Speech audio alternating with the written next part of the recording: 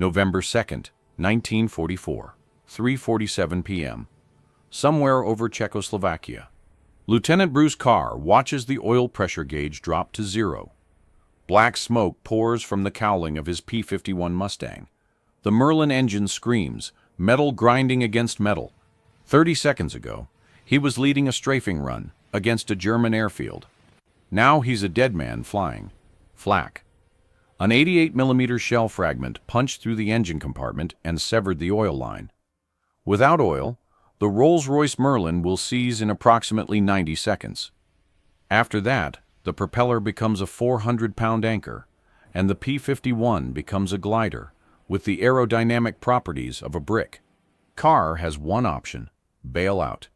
He pulls back the canopy, rolls the dying Mustang inverted, and drops into the freezing Czechoslovakian sky at 8,000 feet. The silk canopy deploys. Below him, enemy territory stretches to every horizon. He's 200 miles behind German lines, no radio, no weapon except a .45 pistol, with 7 rounds, no food, no water. November in Central Europe, temperature dropping below freezing at night. The mathematics of survival are brutal. American pilots shot down over occupied territory have a 23% chance of evading capture and returning to Allied lines. The other 77% spend the rest of the war in Stalag Luft III, or end up in unmarked graves. Bruce Carr is about to become the exception to every statistic ever written about downed pilots, because in 4 days, he won't just escape, he'll steal one of the most advanced fighter aircraft in the German arsenal and fly it home. Bruce Ward Carr was born January 28, 1924, in Union Springs, New York. There was nothing remarkable about his childhood except one thing. At 15 years old, in 1939, Bruce Carr learned to fly. The year matters. In September 1939, Germany invaded Poland. World War II began. A 15-year-old farm kid in upstate New York couldn't know that within 5 years he'd be dogfighting Messerschmitts over Berlin. But some part of him must have sensed that flying was about to become the most important skill a young man could possess.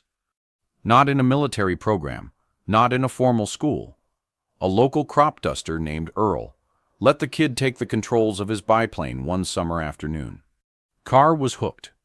By the time he turned 16, he had more stick time than most Army Air Corps cadets. September 3, 1942. Carr enlists in the United States Army Air Forces. He's 18 years old. At the Aviation Cadet Training Program, his instructor turns out to be the same man who taught him to fly 3 years earlier. Earl had joined up too. He takes one look at Carr's application, sees the 240 flight hours already logged, and recommends him for the accelerated program. By August 1943, Carr is a flight officer. By February 1944, he's in England, assigned to the 380th Fighter Squadron, 363rd Fighter Group, 9th Air Force. His first assignment, fly the P-51 Mustang. The P-51 is the finest propeller-driven fighter aircraft ever built. The numbers tell the story. Range 1,650 miles with drop tanks, enough to escort bombers from England to Berlin and back. Top speed, 437 miles per hour at 25,000 feet. Service ceiling, 41,900 feet. Armament, 6.35 caliber M2 Browning machine guns with 1,880 rounds total, enough firepower to shred a German bomber in a 2-second burst. Before the P-51D arrived in numbers, American daylight bombing raids suffered catastrophic losses. The 8th Air Force lost 60 bombers in a single mission over Schweinfurt in October 1943. Without fighter escort, the B-17s and B-24s were sitting ducks for Luftwaffe interceptors. The Mustang changed everything. For the first time, American fighters could accompany bombers all the way to the target and back. German pilots called them the long-nosed bastards. The Luftwaffe began hemorrhaging experienced pilots faster than training schools could replace them. Carr falls in love with the aircraft instantly. The cockpit fits him like a glove. The controls are responsive. The visibility excellent, the power intoxicating. He names his plane Angel's Playmate. He has no idea that in 8 months he'll be sitting in a very different cockpit, one with German labels and a swastika on the tail. On March 8, 1944, Flight Officer Carr scores his first combat engagement. He spots a Messerschmitt Bf 109 over Germany and gives chase. The German pilot tries to escape by diving for the deck, flying just above the treetops. Carr follows. The chase covers 40 miles at speeds exceeding 400 miles per hour, both aircraft barely clearing the German forests. Carr fires. His rounds miss. He fires again. One bullet clips the 109's left wing. The German pilot panics. He pulls up, ejects, but he's too low. The parachute doesn't fully deploy. The pilot hits the ground at 60 miles per hour. The 109 crashes into a hillside. Carr returns to base, expecting congratulations. Instead, his commanding officer calls him into the office. "Carr, that was the most over-aggressive flying I've ever witnessed. You nearly killed yourself chasing that German into the trees. You're being transferred." The kill doesn't count. Technically, Carr didn't shoot the plane down. The pilot killed himself trying to escape. It's the first indication that Bruce Carr doesn't think like other pilots. Where others see recklessness, he sees opportunity. Where others see limits, he sees suggestions. May 1944. Carr transfers to the 353rd Fighter Squadron, 354th Fighter Group, the Pioneer Mustang Group, the 1st Army Air Forces unit in Europe, to fly P-51s in combat. These are the best Mustang pilots in the war. Carr fits right in. June 17, 1944. 11 days after D-Day. Carr scores his first official kill, sharing credit for an Fw-190 destroyed over Normandy. 2 months later, he makes second lieutenant. September 12, 1944. Carr's flight strafes a German airfield, destroying several Junkers Ju-88 bombers on the ground. On the return flight, they spot 30 Fw-190s 2,000 feet below them. Carr doesn't hesitate.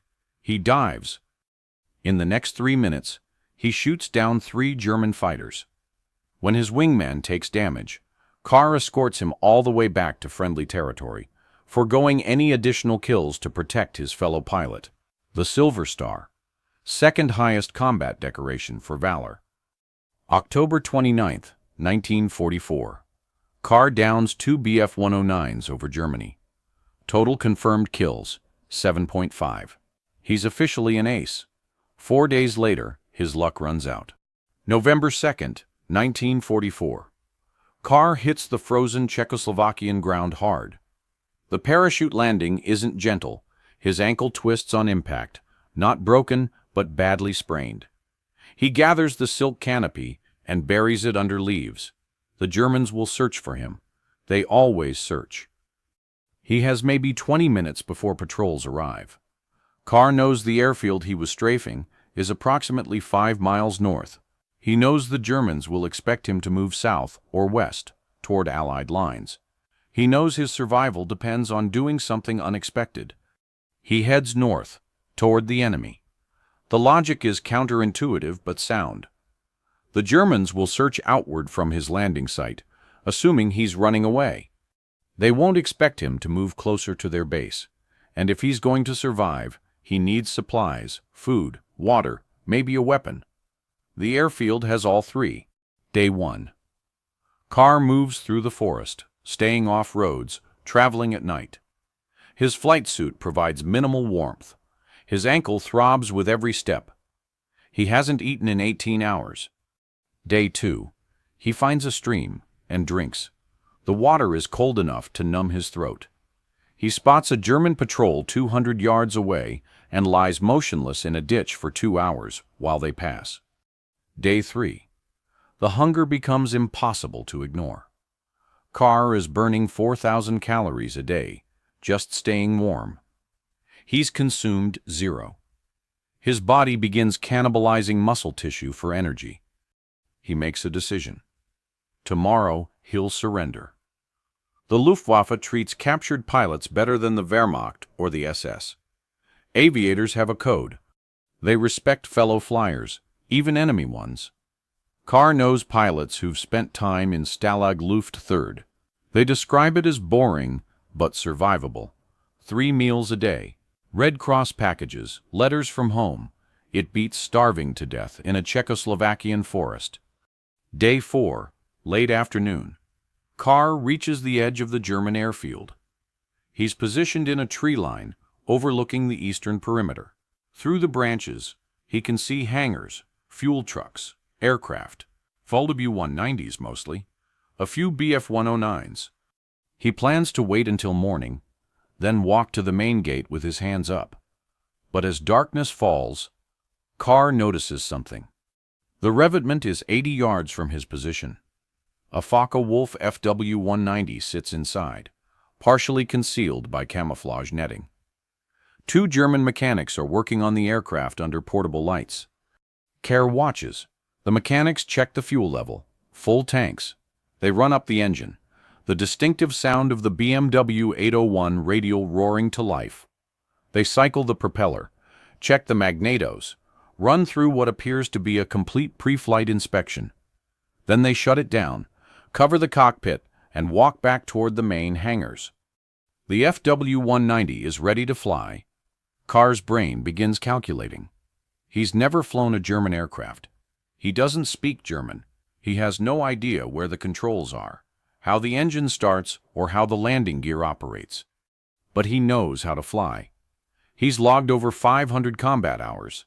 Every aircraft has a throttle, a stick, and rudder pedals. The physics don't change because the labels are in German, and he's looking at a fully fueled fighter aircraft with no guard.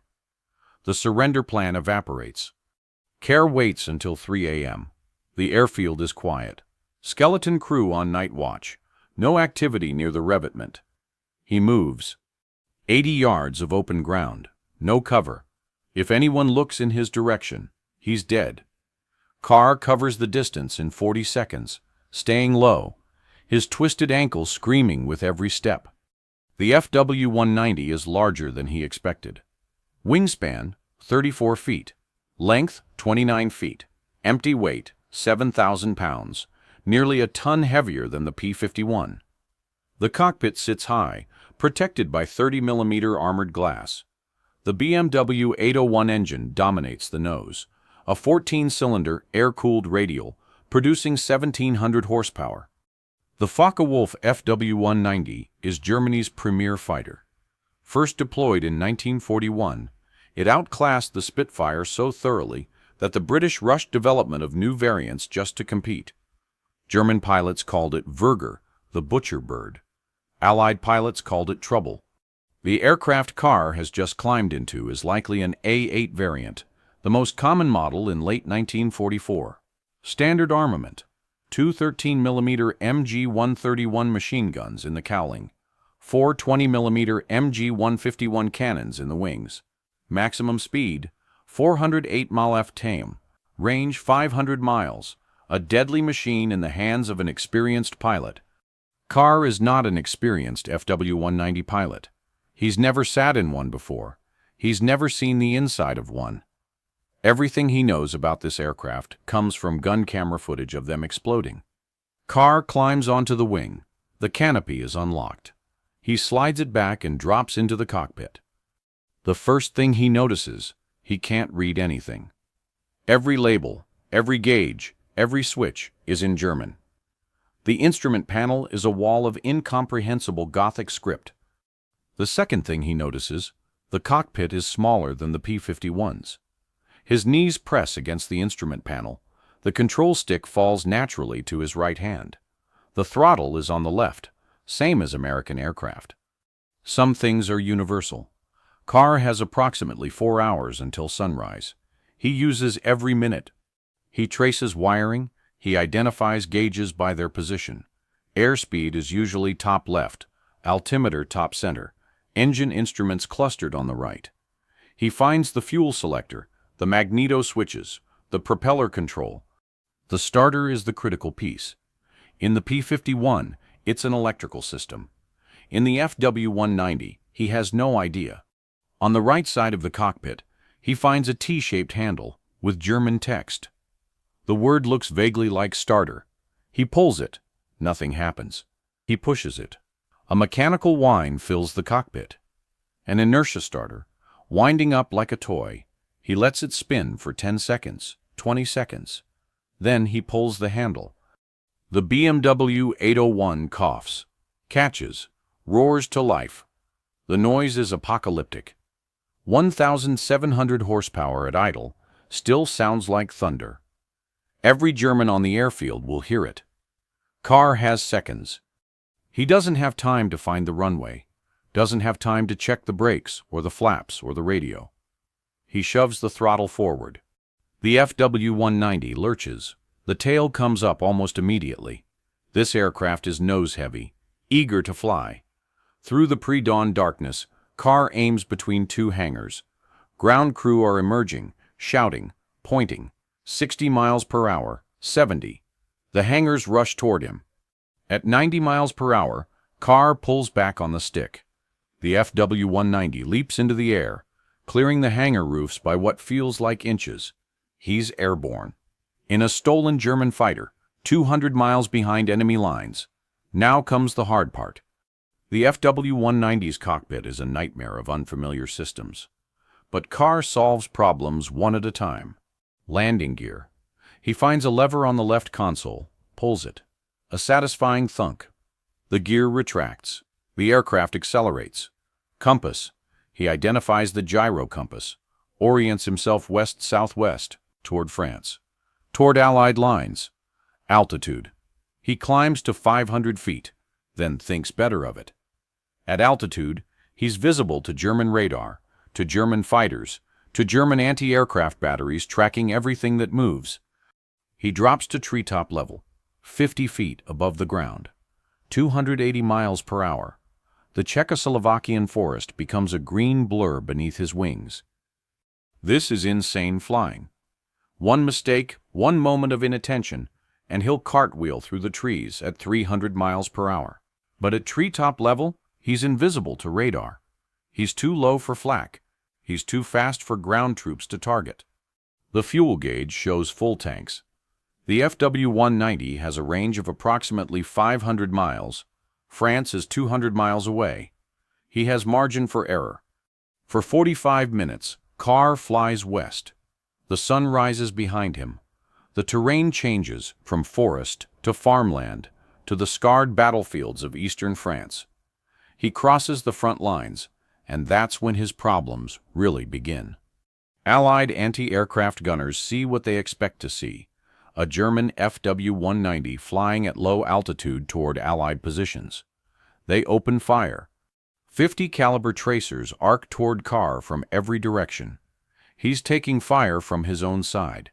He has no radio to announce himself, no way to signal that he's friendly. The FW-190 still carries German markings. The black crosses on the wings, the swastika on the tail.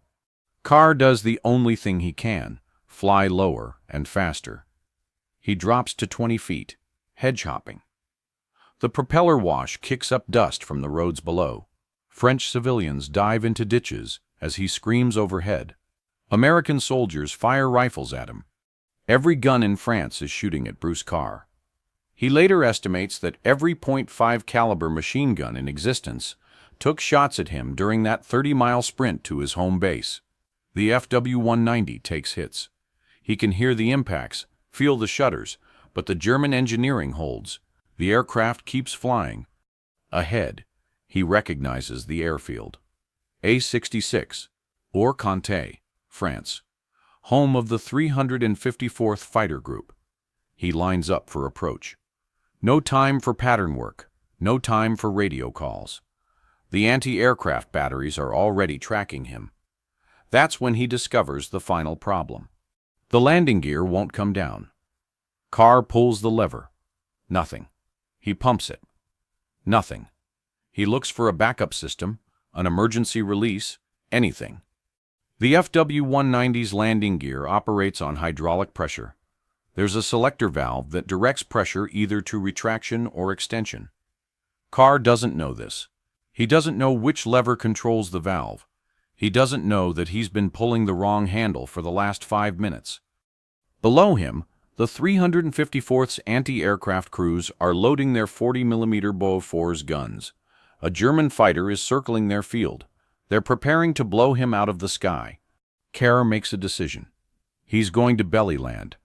He lines up with the grass beside the main runway, lowers the flaps that lever, at least he figured out, and cuts the throttle. The FW-190 sinks. 100 feet, 50 feet, 20 feet. The aircraft hits the grass at 90 miles per hour, slides for 300 yards, throws up a rooster tail of mud and debris, and grinds to a stop. Carr is alive. Within seconds, the FW-190 is surrounded. Military police, rifles raised, screaming at the pilot to get out of the cockpit. They're expecting a German. They're expecting a prisoner. The canopy slides back. A mud-splattered American in a torn flight suit climbs onto the wing. "I'm Captain Carr of this goddamn squadron." Nobody believes him. He's been missing for 4 days. He's supposed to be dead or captured, and he just belly-landed a German fighter on their airfield. The MPs keep their rifles trained on him until a staff car arrives. Colonel George Bickle, commanding officer of the 354th Fighter Group, steps out and looks at the scene. The destroyed FW-190, the mud-covered pilot, the bewildered military police. "Carr," Bickle says, "where in the hell have you been? And what have you been doing now?" The story spreads through the Army Air Forces like wildfire. The pilot who stole a German plane. The only American in the European theater to take off in a P-51 and return in an FW-190. But Carr's war isn't over. 5 months later, April 2nd, 1945, near Schweinfurt, Germany. First Lieutenant Carr is leading a flight of 4 P-51s on a reconnaissance mission. They're at 15,000 feet when Carr spots movement above them. German fighters, more than he can count. A massive formation, stacked from 18,000 to 25,000 feet. Carr does a quick estimate. 60 aircraft, maybe more. Bf-109s and FW-190s, mixed. The largest concentration of German fighters he's ever seen. He has 4 P-51s. The German formation is massive. Bf-109 G-10s and FW-190 D-9s, the latest variants of both aircraft. Fresh pilots, relatively speaking. The Luftwaffe has been running out of experienced aviators since early 1944, but 60 aircraft is 60 aircraft. Standard tactics dictate immediate evasion. 4 against 60 is suicide. The Germans have altitude advantage, numerical advantage, and positional advantage. Every manual ever written says, "Disengage and report. Let the bomber escort squadrons know what's coming. Get out alive." Bruce Carr has never been particularly interested in what the manuals say. He keys his radio. Engaging. His wingmen don't hesitate. They've flown with Carr before. They know what he's capable of. They know that when Carr says engaging, he means it. The 4 Mustangs climb into the German formation. What happens next is one of the most remarkable air battles of World War II. The Germans don't expect an attack. They're flying in a loose defensive formation, conserving fuel, probably heading to intercept a bomber stream. 4 American fighters climbing directly into their midst makes no tactical sense. Carr uses the confusion. He slips into the back of the formation, positions himself behind a Bf-109, and fires. The German pilot never sees him. The 109 explodes. Carr shifts to another target, an FW-190, 3 seconds of .5T caliber fire. The Focke-Wulf rolls inverted and plummets toward the earth. The German formation begins to scatter. They don't know how many Americans are attacking. They don't know where the fire is coming from. Carr moves through them like a wolf through sheep, picking targets, firing, moving. 3rd kill, 4th kill, 5th kill. In the space of 3 minutes, First Lieutenant Bruce Carr shoots down 5 German aircraft. His wingmen account for 10 more. 4 American pilots, 15 German aircraft destroyed, 0 American losses. When the ammunition runs out, Carr leads his flight home.